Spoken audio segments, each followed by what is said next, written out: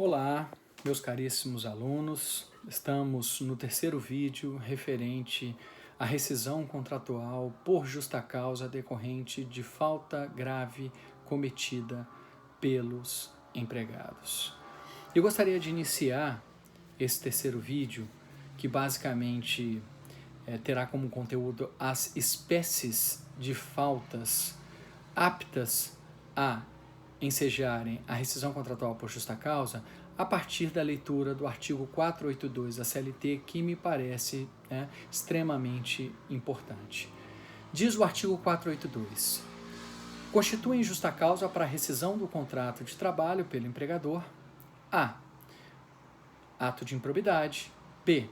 incontinência de conduta ou mau procedimento; a linha C, negociação habitual por conta própria ou alheia sem permissão do empregador e quando constituir ato de concorrência à empresa para a qual trabalha o empregado ou for prejudicial ao serviço; a linha D, condenação criminal do empregado passada em julgado caso não tenha havido suspensão da execução da pena; a linha E, desídia no desempenho das respectivas funções; a linha F, embriaguez habitual ou em serviço; a linha G, violação de segredo de empresa; a linha H, ato de indisciplina ou de insubordinação; a linha I, abandono de emprego; a linha J, ato lesivo da honra da boa-fama praticado no serviço contra qualquer pessoa ou ofensas físicas nas mesmas condições, salvo em caso de legítima defesa própria ou de outrem; a linha K, ato lesivo da honra ou da boa-fama ou ofensas físicas praticadas contra empregadores superiores hierárquicos, salvo em caso de legítima defesa própria ou de outrem;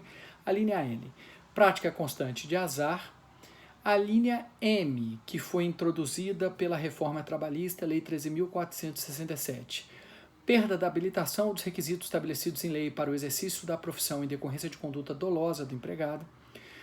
Parágrafo único. Constitui igualmente justa causa para dispensa de empregado a prática devidamente comprovada em inquérito administrativo de atos atentatórios à segurança nacional.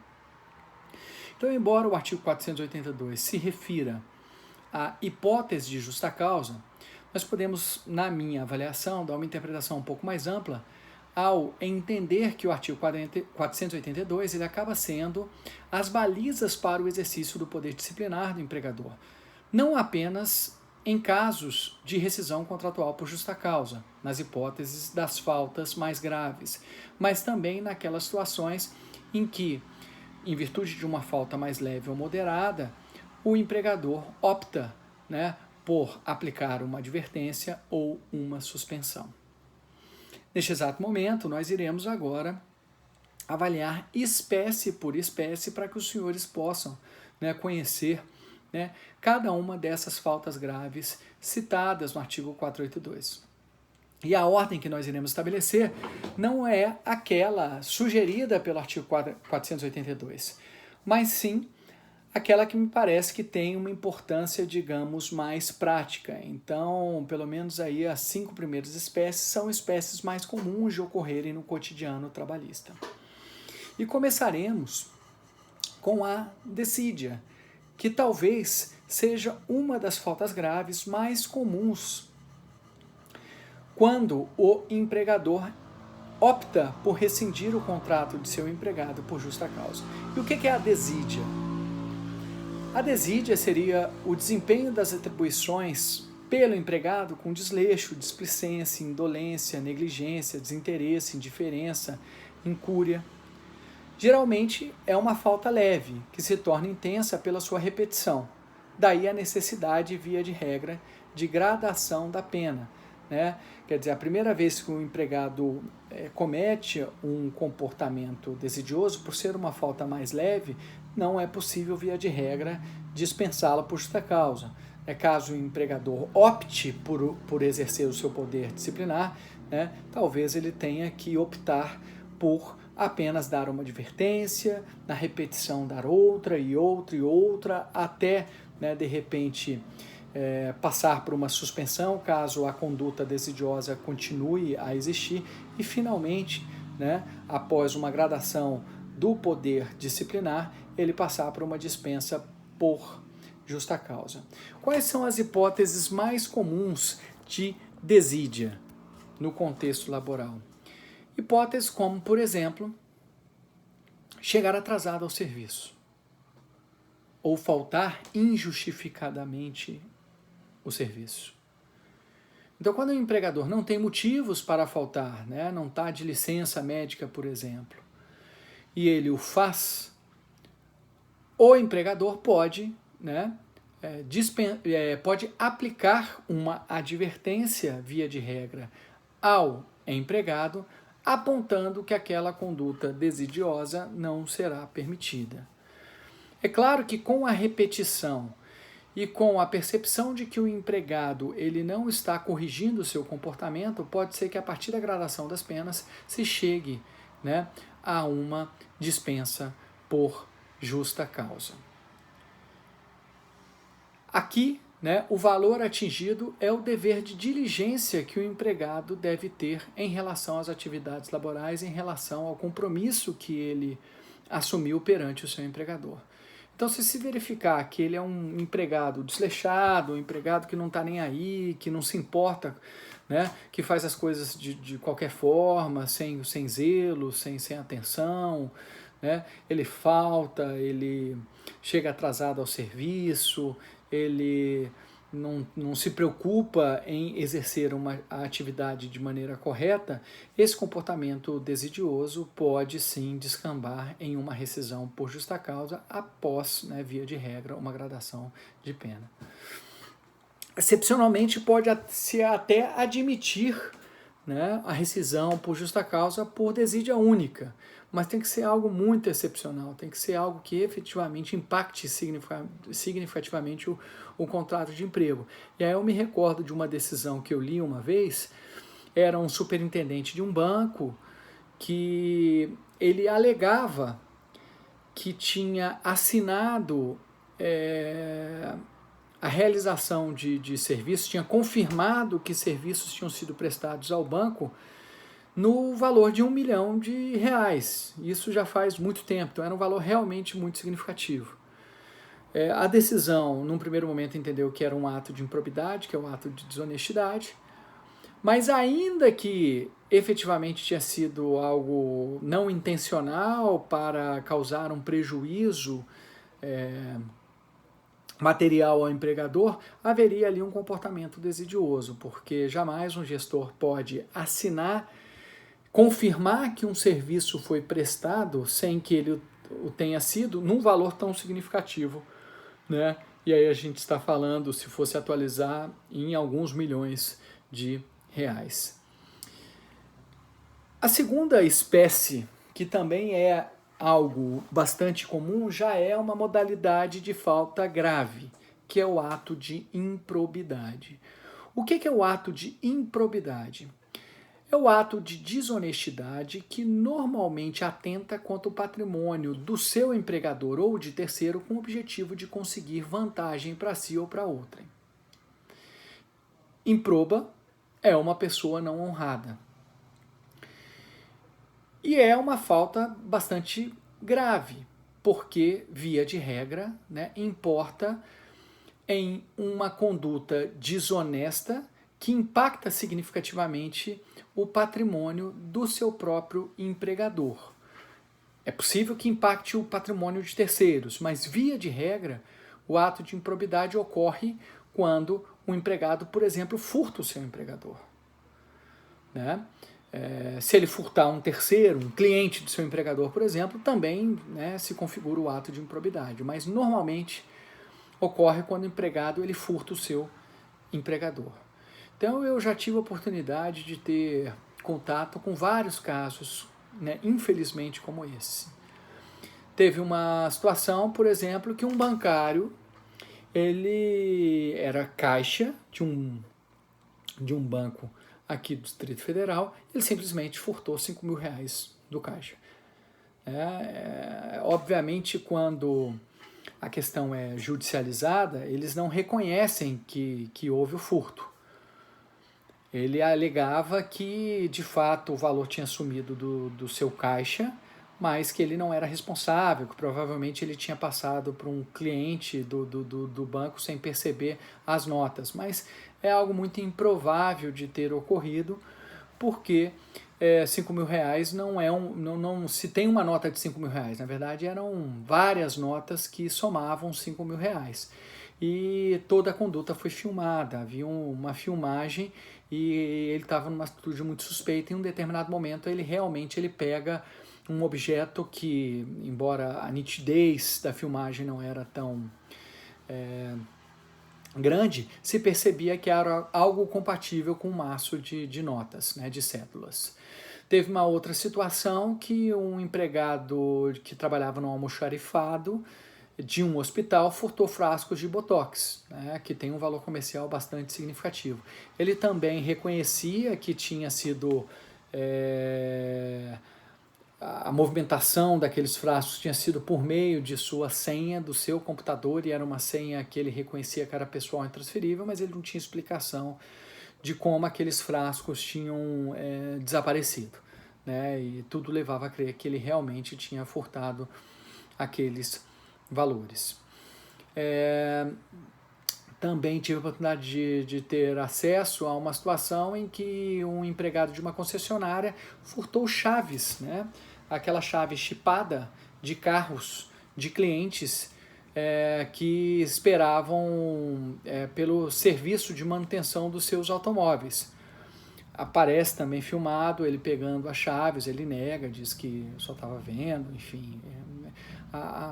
Via de regra, quando há filmagem, eles negam e trazem uma versão realmente muito pouco provável.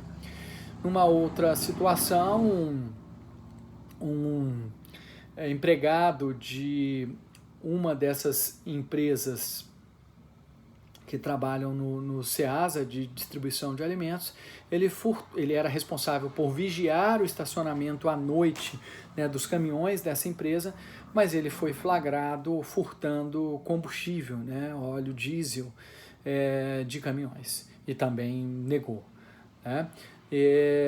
Num dos casos também mais emblemáticos, um empregado de uma loja que vendia bebidas alcoólicas, ele desviava as bebidas para vender num comércio informal que ele tinha numa cidade satélite. E peguei também algumas situações de cobradores de ônibus que passavam o seu cartão, né, pessoal, o seu crachá que lhe permite trafegar pelo Distrito Federal sem custo, né? Ele passava o dele e ficava com o dinheiro, né, daqueles passageiros que pagavam os valores em nota. Então, passou em sequência várias vezes, em períodos pequenos de tempo, e estava na cara que era ele. Enfim, são faltas graves que, via de regra, a ocorrência por uma única vez é suficiente, caso assim queira, o empregador, para dispensar o empregado por justa causa. Nós temos aqui como uma terceira hipótese, e me parece que talvez seja uma das mais comuns, pelo menos na litigação judicial, na litigação trabalhista. Não porque ela efetivamente ocorre, mas porque, como estratégia de defesa, ela acaba sendo invocada para tentar justificar a rescisão contratual de empregados, mas ela é muito rara de efetivamente ocorrer. Então, o que eu quero dizer é que é uma hipótese em que ela é muito alegada pelos empregadores nas defesas judiciais, mas na prática é muito difícil que ela efetivamente ocorra, e eu explicarei por que a seguir. Essa hipótese é a de abandono de emprego. O que é o abandono de emprego? É a rescisão contratual por justa causa, ou a falta cometida pelo empregado, caracterizada pela ausência injustificada, sem a permissão do patrão, de forma sucessiva e reiterada. Então, o empregado deixa de comparecer ao serviço, deixa de cumprir a obrigação de se colocar à disposição do empregador sem comunicar o empregador. por um determinado período. Então, ele renuncia àquele serviço. O abandono de emprego, portanto, ele é sempre tácito, como bem lembra a Volha Bonfim. Ele nunca é expresso. Porque a partir do momento que o empregado diz que não tem mais vontade de voltar a trabalhar, ele está pedindo demissão. Então, se ele exterioriza, se ele, de uma maneira expressa, verbaliza ao empregador que não vai mais trabalhar, ele está pedindo demissão. Agora, se ele não verbaliza isso, não comunica ao empregador e deixa de comparecer, ele está efetivamente abandonando o emprego e cometendo uma falta grave. Embora seja muito comum a alegação de abandono de emprego por parte do empregador, na prática, como eu falei para vocês, é muito rara, pois é um movimento antinatural do empregado, na medida em que este, caso queira largar o emprego, pode em princípio pedir demissão, modalidade rescisória mais vantajosa economicamente ao empregado à justa causa. O que eu estou querendo dizer é que se o empregado não tiver mais interesse de trabalhar, ele, via de regra, vai pedir demissão, porque para ele é mais interessante isso, para o empregado, porque ele vai receber mais verbas rescisórias. Se ele simplesmente deixa de comunicar ao empregador que vai parar de trabalhar e abandona o emprego, aquela rescisão será por justa causa, então ele vai receber apenas o saldo de salário e, quando ocorrer, as férias vencidas. Então é algo que não é natural, não é normal o empregado rasgar dinheiro, né? Ele não tem interesse nisso. Ele vai ter interesse em pedir demissão, se for o caso, e receber as verbas rescisórias próprias de um pedido de demissão, que são verbas, né, que são mais vantajosas do que aquelas, né, de um pedido de uma rescisão por justa causa. Existem dois elementos constitutivos do abandono de emprego que a doutrina indica, sinaliza. Um objetivo, o outro subjetivo. O objetivo são faltas ao serviço durante um determinado período. E, obviamente, nós estamos falando de faltas injustificadas, porque se são faltas justificadas, ele não está cometendo nenhuma conduta faltosa. Mas quantas faltas? 2, 3, 10, 20, um mês, 2 meses, 1 ano? A legislação, ela não precisa a quantidade de faltas. Mas tem sido admitido classicamente pela doutrina uma presunção de abandono de emprego quando as faltas injustificadas forem superiores a 30 dias.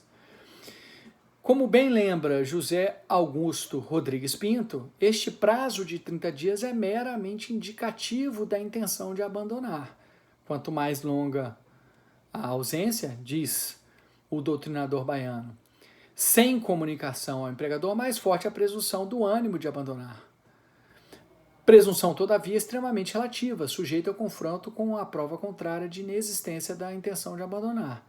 E há alguns casos isolados que se entende que houve abandono mesmo, né, em situações em que o abandono ou as faltas injustificadas não foram superiores a 30 dias.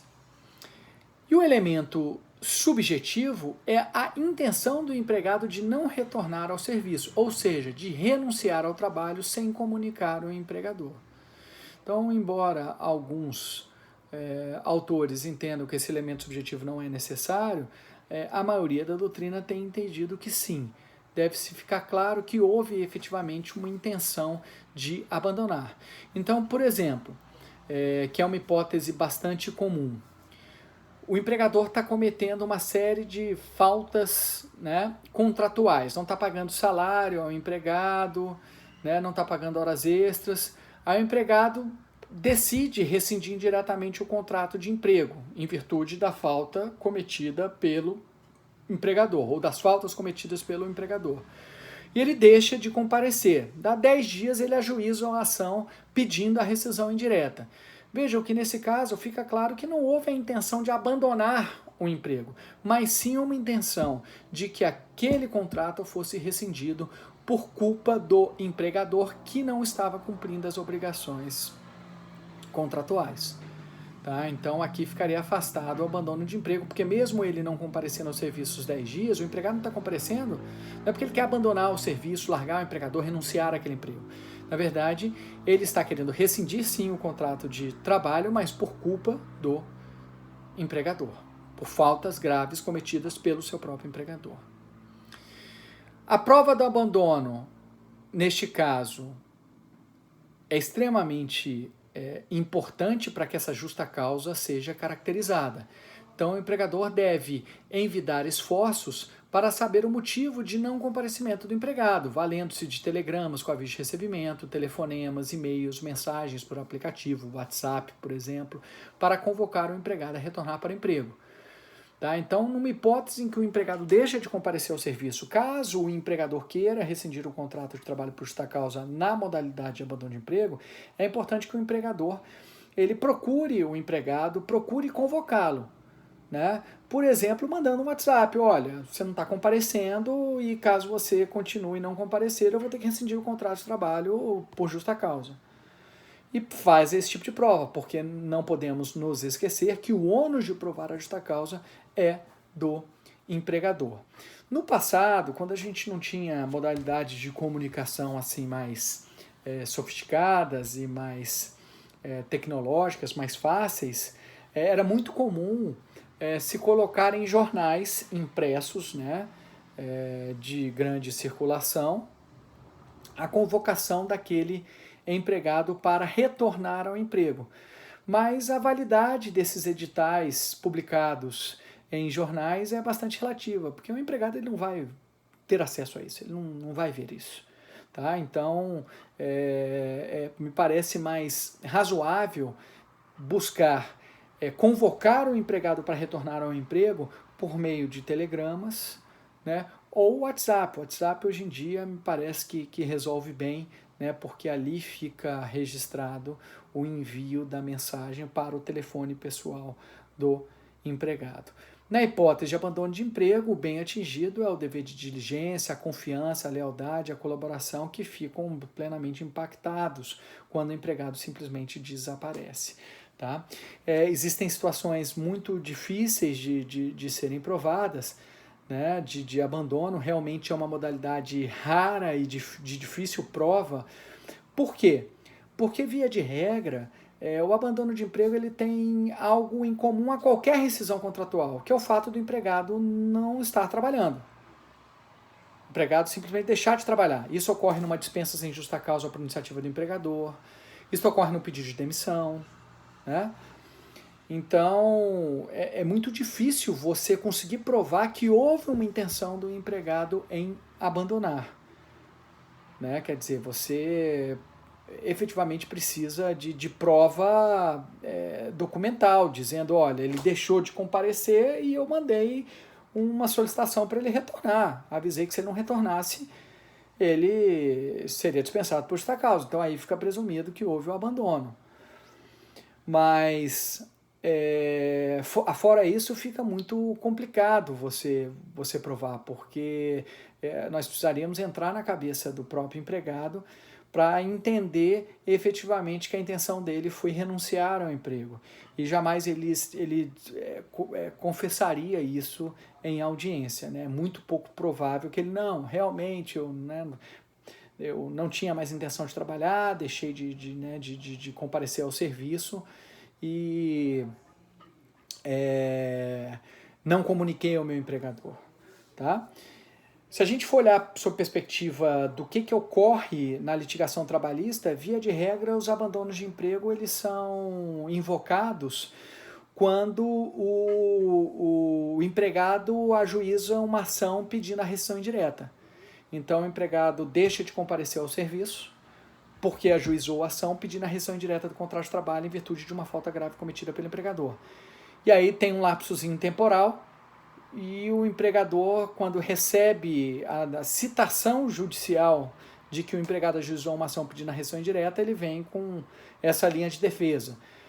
Mas se o empregado ajuizou a ação antes de completados os 30 dias do momento em que ele parou de trabalhar, via de regra, o abandono de emprego não vai ser reconhecido. Na pior das hipóteses, caso se entenda que o empregador não cometeu falta grave, se entenderá que o empregado pediu demissão, porque ao ajuizar uma ação ele está verbalizando que não tem mais interesse de continuar trabalhando. E se ele não tem mais interesse de continuar trabalhando e não houve falta grave cometida pelo empregador, aí é a hipótese de pedido de demissão. O que eu normalmente recomendo ao empregado numa rescisão indireta, e depois num outro vídeo nós iremos tratar desta modalidade rescisória, é que se o empregado quiser pedir a rescisão indireta do contrato, ele comunique, né, no dia que ele deixar de trabalhar ao empregador que ele não retornará. Pode fazer isso de forma escrita, né, por WhatsApp, uma notificação extrajudicial. Mas é importante, para evitar qualquer tipo de discussão, que ele trabalhe, o empregado trabalhe, né, até o dia em que a ação foi ajuizada. Porque aí o empregador não vai poder dizer que ele abandonou o emprego. Ok? Bem, uma outra modalidade rescisória, por justa causa bastante comum, são aquelas decorrentes de ato de indisciplina ou de insubordinação. E aqui nós estamos falando dos deveres de subordinação do empregado, da quebra deste dever de subordinação do empregado. Esta rescisão contratual, ela ocorre quando ao descumprimento de ordens lícitas gerais, que aí é o ato de indisciplina, ou o descumprimento de ordens lícitas específicas, que aí nós temos o ato de insubordinação. São atos de desobediência, de insubmissão do empregado em relação ao empregador. O empregado ele descumpre, né, ordens gerais ou específicas do seu empregador. E aí a gravidade depende muito de cada contexto, né? Mas via de regra não são faltas tão graves, mas pode ocorrer sim um ato de indisciplina ou insubordinação de natureza gravíssima. Um único ato de disciplina ou insubordinação podendo gerar a justa causa.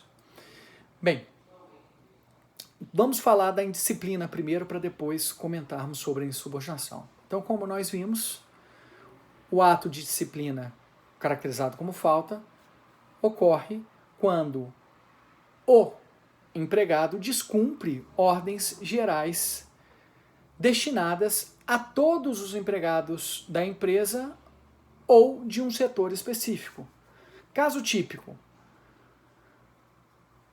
todos que trabalham na recepção de uma empresa precisam usar uniforme. Aí determinada empregada ou empregado deixa de usar uniforme. Isso é um ato de indisciplina. Era uma ordem geral para todos daquele setor e ele deixa de cumprir. Já o ato de insubordinação ocorre quando o empregado descumpre ordens específicas dirigidas a ele ou a ele mais alguns empregados determinados. Então, por exemplo, o empregador chega para o empregado e fala: olha, eu preciso que você pague essa conta hoje, vá ao banco e pague essa conta hoje. O empregado simplesmente não cumpre a ordem. Ele descumpre efetivamente aquela ordem. Então seria um ato de insubordinação, né? Ele deixa de cumprir uma atribuição específica que foi dada para ele. Claro, se a ordem dada pelo empregador é uma ordem ilícita, o empregado não apenas pode, como ele deve resistir àquela ordem ilícita. E aí nós não estamos falando, né, de um ato de indisciplina ou subordinação, porque o empregador está exigindo que ele cometa uma ordem que não é possível no nosso ordenamento jurídico. E eu vou dar um caso bastante difícil e curioso que veio à tona essa discussão. Era um empregado que alegou que o seu superior hierárquico disse que ele poderia dar produtos de um supermercado ao a um cliente. Quando esse cliente chegou ao caixa, a caixa percebeu que ele estava levando vários produtos que não estavam sendo passados, e ele falou assim, não, mas eu tenho autorização lá do chefe da seção. E aí esse chefe da seção, que é um empregado que foi dispensado por justa causa, veio até o caixa e disse, não, realmente o diretor do supermercado permitiu isso. Quando este cliente estava saindo do supermercado, ele foi parado pelo fiscal de patrimônio, aquele pessoal que fica olhando as notas fiscais para checar se foram registrados, né, todos aqueles produtos, e o fiscal falou assim, não, você não pode passar daqui. Né, chegou para o cliente e falou assim, você não tem permissão porque você pode até passar, mas o carrinho vai ficar porque você não registrou todas essas vendas, né, você não pagou por todos esses produtos. O cliente tentou passar a mesma história para o fiscal não permitiu. E aí se descobriu que aquele chefe de seção estava autorizando de forma indevida o cliente a furtar aqueles produtos, né? A não contabilizar aquela venda. E esse fiscal, esse chefe de seção foi dispensado por justa causa. Ele chega na sua versão apresentada em juízo dizendo, mas quem me pediu para fazer isso foi o diretor do supermercado. O diretor negou. E ainda, aí que está o ponto, né, o que eu quero chegar, ainda que o diretor do supermercado tenha realmente dado aquela ordem, essa ordem é ilícita. Né? O empregado ele não pode autorizar contra, né, todas as regras de uma determinada empresa a passar por produtos que não são contabilizados. Então, me parece que ali, na pior das hipóteses, haveria um desvio de produtos com a conivência do diretor do supermercado, que não é o dono do supermercado. Né? Ali era um supermercado grande, que tinha os seus acionistas, então era uma ordem completamente ilegal. Mesma coisa, você imagina um dono de uma empreiteira chega para uma secretária e fala, toma aqui uma mala de dinheiro e você vai, né, entregar para o servidor público X, o parlamentar Y. Tá? É uma ordem ilícita que, por mais difícil que eu sei que né, de não se cumprir, o empregado deve não cumprir à luz do seu poder de resistência. Né? É claro que ele vai poder perder o emprego, mas obviamente ninguém pode cometer um crime ou ser copartícipe de um crime sob o argumento de que foi obrigado por seu chefe a cometer esse crime. Ok? Bem, nós temos ainda como uma outra modalidade rescisória o mau procedimento, que é uma espécie de guarda-chuva. Né? Para falar a verdade, se a gente tivesse como uma única hipótese o mau procedimento, ele de alguma forma ele abrange todas as demais espécies existentes no 482. Porque o mau procedimento é uma conduta que atenta contra a moral sob o ponto de vista geral. Então, qualquer outra espécie do 482, ato de improbidade, ato de disciplina, agressão, estaria inserido dentro da ideia de mau procedimento. Mas por que o legislador previu de forma específica o mau procedimento? Para que seja uma modalidade aberta, né? Em que talvez uma conduta que não esteja prevista expressamente nas outras modalidades de falta do artigo 482 se encaixe no mau procedimento. Então podemos aqui dar alguns tipos de exemplos de mau procedimento. Direção de carro da empresa sem habilitação ou autorização, danificação intencional de equipamento da empresa, facilitação não autorizada de ingresso de terceiros no ambiente da empresa de forma intencional, realização de festa no ambiente de trabalho sem autorização do empregador. E recentemente eu tive um caso muito claro de mau procedimento em que um determinado empregado, ele era vigilante, né, terceirizado de uma empresa pública do Distrito Federal, e ele simplesmente, irritado que tinham deixado um filhote de cachorro na sua guarita, para a adoção, né? Então alguém levou um filhote de cachorro para essa empresa pública na perspectiva desse filhote de cachorro ser adotado por alguém, e não foi naquele dia. E ele ficou irritado com isso, que o cachorro estava grunhindo e estava, enfim, parece que tinha feito alguma sujeira ali na guarita em que ele estava. Ele simplesmente matou o cachorro a pauladas, né? O que na verdade se constitui até um crime ambiental. Então eu acabei caracterizando esta situação como um mau procedimento, né? Efetivamente é um ato de extrema maldade, né, que obviamente atenta contra a moral normalmente admitida na sociedade sob uma perspectiva geral. Então acabou sendo uma quebra de regras sociais de boa conduta. Uma outra hipótese é a incontinência de conduta.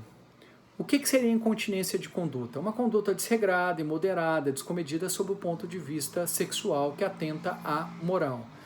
Então é o desregramento sexual, são obscenidades, libertinagem, pornografia, o assédio sexual, né? Então alguém que exibe, né, a sua genitália, alguém que se masturba no ambiente de trabalho, tem relações sexuais não permitidas no ambiente de trabalho, né? Troca de e-mails com mensagens, fotos e vídeos pornográficos no ambiente de trabalho, voyeurismo, né? Alguém que fica observando, né, o banheiro feminino, masculino, enfim. Então são condutas que podem ensejar a justa causa. O Luciano Martinez, juiz e doutrinador baiano, defende que a incontinência de conduta abrange situações de natureza não sexual também, como, por exemplo, flatulência intencional, alguém que solta um pum de propósito, né? Incontinência urinária intencional, né? Alguém que faz xixi fora da privada de propósito, né? No ambiente de trabalho, um empregado que faz isso, crises de espirros intencionais, de risadas intencionais, né? A gente não está falando de distúrbios de pessoas, né? A pessoa realmente tem algum tipo de distúrbio que é involuntário, ela não controla, né, essas situações, mas sim de situações que são feitas de forma intencional. A maioria da doutrina não entende isso como incontinência de conduta, mas independentemente desse impasse da doutrina, o fato que ainda que não seja uma incontinência de conduta, quando a gente está falando de uma flatulência intencional, alguém que solta um arroto, um pum no ambiente de trabalho de propósito, nós estamos falando, na pior das hipóteses, do mau procedimento, que é aquele tipo aberto, né, um guarda-chuva que pode, de alguma forma, abarcar uma série de outras condutas faltosas.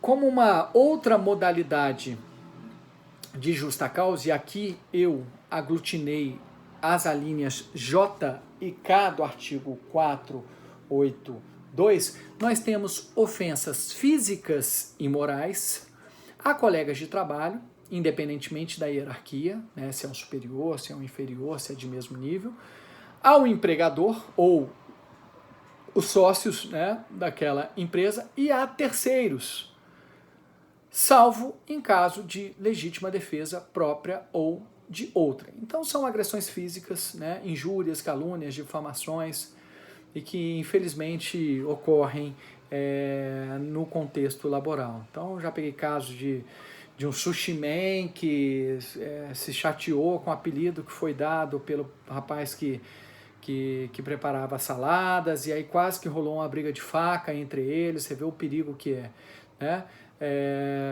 Já também, uma vez, eu tive a oportunidade de ter acesso a uma ação em que um entregador de um restaurante brigou lá com um rapaz que fazia comida, enfim.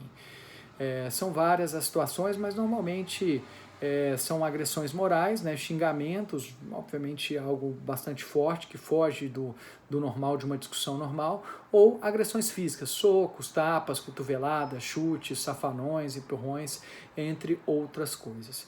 Obviamente, ocorrerá falta grave né, exceto na hipótese em que o empregado esteja no exercício de legítima defesa própria ou de outrem. Uma outra situação é a negociação habitual sem autorização do empregador, que se constitua ato de concorrência ou é prejudicial ao serviço. E aí nós temos alguns requisitos para essa negociação habitual, que acaba importando num ato de concorrência ou acaba prejudicando o serviço que aquele empregado deve fazer. Primeiro, que tem que ser uma negociação habitual sem a permissão do empregador, porque a partir do momento que o empregador ele autoriza, né, não há falta nenhuma. Então, vamos pensar numa hipótese de um empregado que trabalha num telemarketing, mas ele tem um sítio, uma fazenda e acaba trazendo lá levando um queijo para ser vendido aos colegas. Se o empregador permite esse tipo de conduta, nós não podemos falar, né, que há uma falta grave, porque houve a permissão do empregador. É claro que às vezes o empregador permite, mas num determinado momento isso acaba atrapalhando o ambiente de trabalho. Ele fala, a partir de agora não é possível. Então, se houver repetição da conduta a partir daquele momento em que não houve mais autorização do empregador, aí teríamos uma falta. É importante também que haja uma habitualidade, né? O tipo previsto no artigo 482 é negociação habitual, então tem que haver uma repetição. Né? O empregado fez isso uma única vez, né? Isso não impacta o contrato de trabalho. Levou uma vez lá um queijo para ser vendido, nunca mais levou. Então isso não é algo impactante, né? E finalmente tem que ser um ato de concorrência ao próprio empregador ou, né, que prejudique o serviço. Ato de concorrência, por exemplo, só para vocês entenderem. Vamos supor que eu seja um vendedor de uma loja de eletrodomésticos.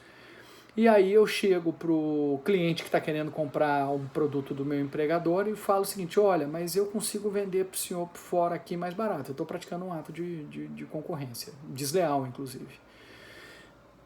A outra hipótese, que é a negociação habitual, que é prejudicial ao serviço. Eu vejo isso muito aqui no meu prédio, por exemplo, embaixo. Né? Tem babás cuidando de crianças e as babás deixam lá as crianças para ficar vendendo batom, calcinha, cosméticos, né, aquelas vendas de catálogo. E as crianças estão lá correndo os riscos. Então isso pode ser prejudicial ao serviço. Se uma empregadora doméstica perceber isso, pode falar assim, olha, é uma falta, não quero que você obviamente, primeiro vai ter que conversar, né, dar uma advertência, se for o caso, e fazer a gradação da pena, podendo até culminar numa justa causa. E aí vale uma observação. Na gradação da pena, todo o histórico disciplinar é considerado.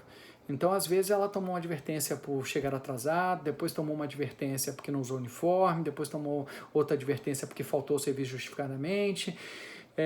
Aí ela chega atrasada de novo, né? Ela já pode levar uma suspensão, porque ela já tem 3 advertências anteriores, né?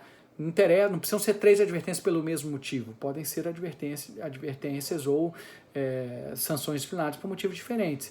E aí chega na última falta, que foi respondeu a patroa de uma maneira ríspida, falando um palavrão, né? Falando uma ofensa moral à sua empregadora. Aí não interessa que tipo de falta foi cometida, mas se houver essa gradação da pena de maneira correta, ela pode ser dispensada assim por justa causa, embora as sanções disciplinares anteriores tenham sido dadas e aplicadas por outros motivos. Pois bem, nós temos um outro tipo, que é a condenação do empregado passada em julgado em caso que não tenha havido a suspensão da pena. É aquela hipótese em que o empregado ele é condenado, né? E não há mais possibilidade de recurso, tampouco houve a suspensão da pena. Então ele deixa de comparecer ao serviço porque ele foi condenado pela prática de um crime em sentença já transitada em julgado. Nessa hipótese, o empregador pode dispensar por justa causa. Professor, mas se a prisão for preventiva ou cautelar, por exemplo? As hipóteses de prisão preventiva ou cautelar não são hipóteses de supressão da liberdade do indivíduo em decisões transitadas em julgados. Então, a CLT, artigo 131, inciso 5, entende que, no caso de prisões preventivas ou cautelares, o contrato fica apenas suspenso. Então, caso ele recobre a liberdade, seja absolvido ou haja suspensão da pena, ele vai poder continuar posteriormente aquela relação de emprego. Tá? Então, na verdade, como tipo para rescisão por justa causa, apenas se houver condenação criminal transitada em julgado, sem que haja suspensão da pena. Ok?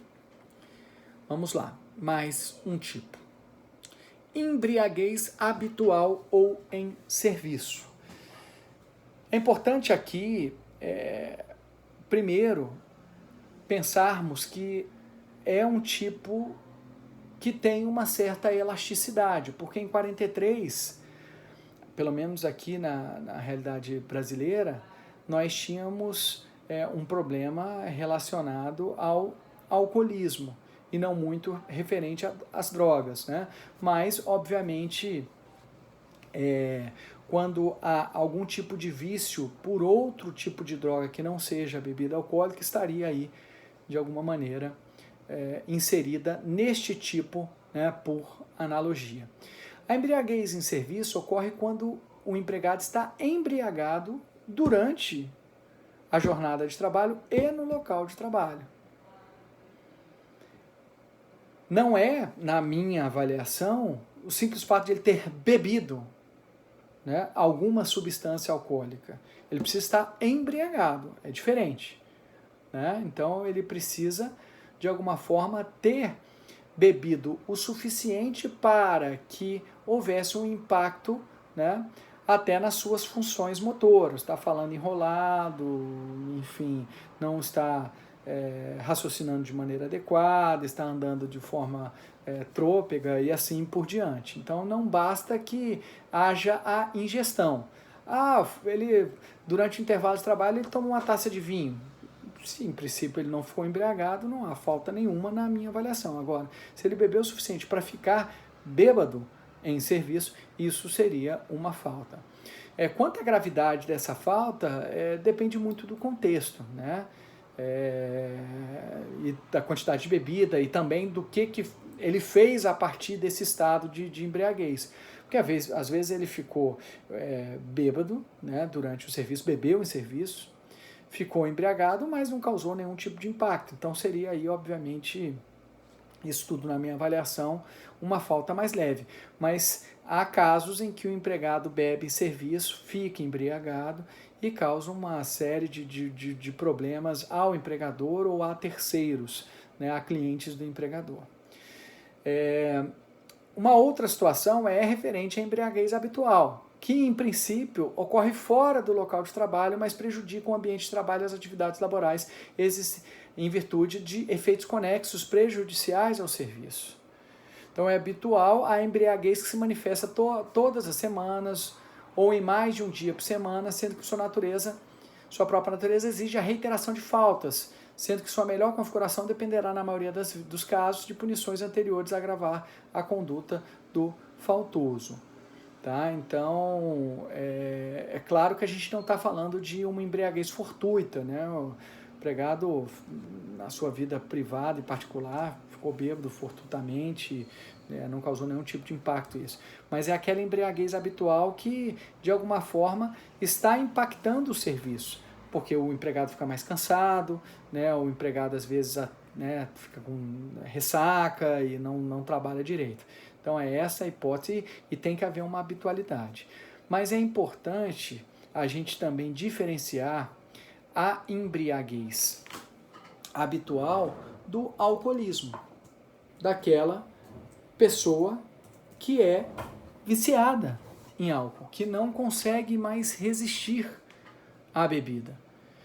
E hoje, de uma maneira pacífica, se entende se o empregado ele for um alcoólico, ele é alguém que precisa de tratamento médico e, portanto, precisa ser afastado pelo INSS. Então, se o empregado ele for dependente de álcool ou de algum outro tipo de entorpecente não é uma hipótese de rescisão por justa causa, mas sim de afastar aquele empregado, né, pelo INSS para que ele possa se recuperar, ok? Dando continuidade, nós temos como uma outra modalidade rescisória a violação do segredo de empresa. Então, caracteriza-se pela falta, né, decorrente da divulgação pelo empregado de marcas, patentes e fórmulas sem o consentimento do empregador e que não poderiam se tornar públicas sem que se configurasse prejuízo à empresa. Então, é uma falta grave, né, atinge o dever de lealdade, de fidelidade, de boa-fé, quando o empregado ele revela segredos do seu empregador. Nós temos também a prática constante de jogos de azar, né? Obviamente desde que afetem o ambiente de trabalho. Então aquele empregado que joga durante o expediente, jogos lícitos ou ilícitos, afetando o ambiente de trabalho, né? É claro que é preciso uma prática habitual, reiterada, a ponto de afetar. Então, né, teve um dia que ele estava lá jogando na internet pôquer. Se foi um dia só, isso claro que não é desejável, mas isso não vai ser já uma justa causa, né? Não é uma falta tão grave assim. Mas se isso é algo constante, né, como o próprio tipo determina, sim, pode se gerar sanções disciplinares, né? Talvez inicialmente uma advertência, até pela repetição culminar numa justa causa. Nós temos um tipo novo apresentado pela reforma trabalhista, que é a perda da habilitação ou dos requisitos estabelecidos em lei para o exercício da profissão em razão de conduta dolosa do empregado. Tá? Então é necessário que essa perda da habilitação dos requisitos estabelecidos em lei para o exercício da profissão decorra de uma conduta dolosa e não de uma conduta culposa. Então, por exemplo, aquele empregado que é motorista e que perde a habilitação em virtude de ter cometido uma conduta dolosa. É um advogado empregado que perde a possibilidade de advogar, né, a habilitação para o exercício da advocacia em virtude de um desvio que ele fez dolosamente, tá, de um crime praticado dolosamente. Então, o tipo aqui exige que haja uma perda da possibilidade de se trabalhar, né? Então, se ele perde a habilitação, ele não pode trabalhar para aquele empregador, mas por uma conduta dolosa. Nós temos no parágrafo único do artigo 482 um último tipo, que são atos atentatórios à segurança nacional, mas o Maurício Godinho Delgado entende que tal dispositivo não foi recepcionado pela Constituição Federal porque hoje em dia não há mais espaço para que haja perda do emprego por um ato supostamente atentatório à segurança nacional à luz do que era determinado pela ditadura militar, né? É um dispositivo que foi inserido em 1966, no auge da ditadura militar, né? Como uma forma de punição ao empregado, caso ele praticasse um ato que o governo militar entendesse como atentatório à segurança, ele perdia seu emprego também. Mas desde 88, né, com a redemocratização do Brasil, não há mais espaço para esse tipo de situação. Tá? Até porque esses crimes relacionados à segurança nacional, em tese, foram revogados posteriormente. E por fim, senhores, nós poderíamos citar algumas outras disposições reletistas em que há menções de faltas graves, né? Mas que, bem ou mal, já se encontram abarcadas no 482. Então vamos lá. Faltas reiteradas ou desempenho no curso do aprendiz, artigo 432, parágrafo 2º da CLT. Em tese não é bem uma hipótese de justa causa, mas de possibilidade de rescisão antecipada do contrato de trabalho do aprendiz. Não uso de EPI, artigo 158, o EPI é equipamento de proteção individual, então o empregado ele não usa, embora ele tenha, e o empregador tenha fornecido o equipamento de proteção individual. Aqui é um ato de indisciplina, né? Então já está abarcado aqui pelo 482 a linha H da CLT.